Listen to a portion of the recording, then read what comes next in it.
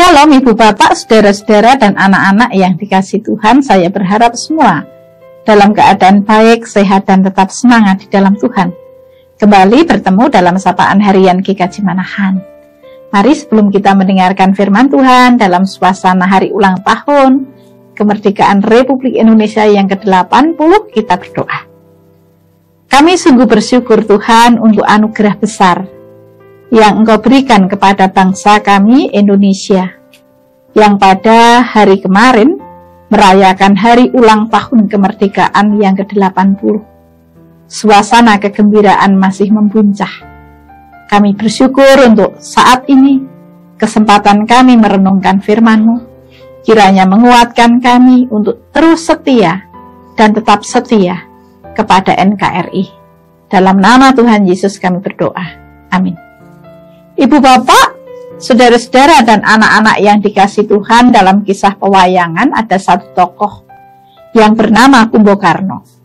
Dia adalah adiknya Rahwana. Kumbokarno ini sangat tidak setuju ketika kakaknya menculik Dewi Sinta.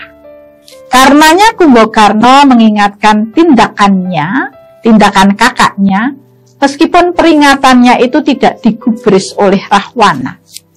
Namun ketika Ngalengka diserang bala tentara Kera, dia bangkit untuk membela bangsa dan negaranya.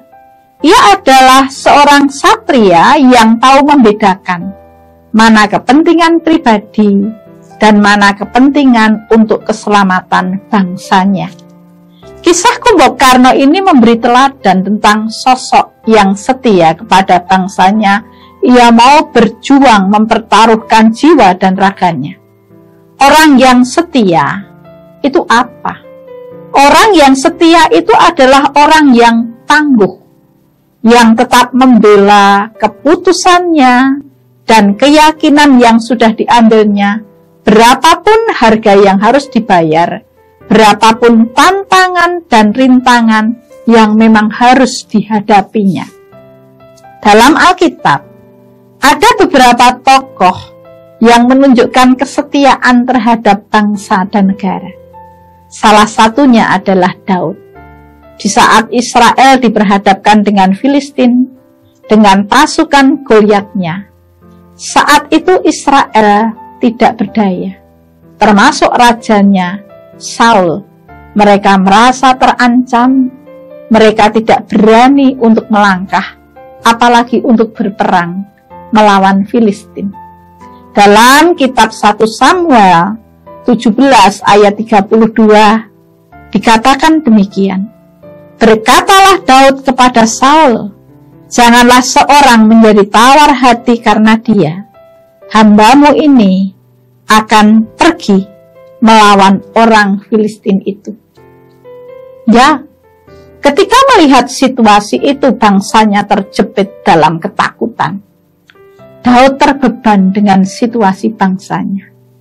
Karenanya dia menyatakan diri untuk berjuang dan memperjuangkan kedaulatan bangsanya dengan melawan Goliat.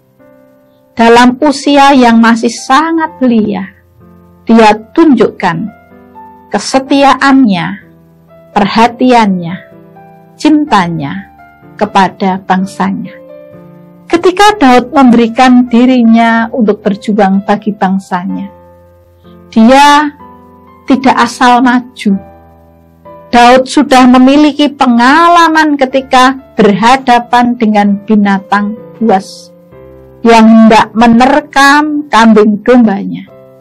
Daud juga mempersiapkan diri dengan baik, terlebih ketika Daud menghadapi Goliat dalam nama Tuhan. Saudara-saudara yang dikasihi Tuhan, pekek kemerdekaan dikumandangkan di seluruh negeri. Ketika kita merayakan hari ulang tahun kemerdekaan yang ke-80, dalam syukur kita merayakannya. Dalam suasana hari ulang tahun kemerdekaan Republik Indonesia yang ke-80 inilah, kesetiaan kepada bangsa dan negara kembali digelurakan. Kesetiaan kepada Pancasila sebagai dasar negara Indonesia NKRI harga mati. Hal ini penting karena harus diakui bahwa saat ini ada ideologi-ideologi yang ditujukan untuk mulai mengesampingkan Pancasila. Di samping itu, ada upaya untuk mencerai-beraikan kesatuan dan persatuan yang dilakukan dalam berbagai bentuk. Dalam situasi seperti inilah, panggilan untuk mengembangkan kesetiaan terhadap bangsa dan negara kembali digemakan. Bagaimana caranya? Yang pertama, mari kita rawat persatuan dan kesatuan bangsa ini dari berbagai ancaman, baik dalam maupun luar. Mari kita tepis ideologi yang bertentangan dengan Pancasila. Mari kita cintai budaya Indonesia dengan segala keragaman dan kekayaannya. Mari kita mencintai produk-produk anak bangsa. Semua itu kita lakukan sebagai wujud setia kita kepada bangsa kita Indonesia. Merdeka! Merdeka! Merdeka! Tuhan memberkati.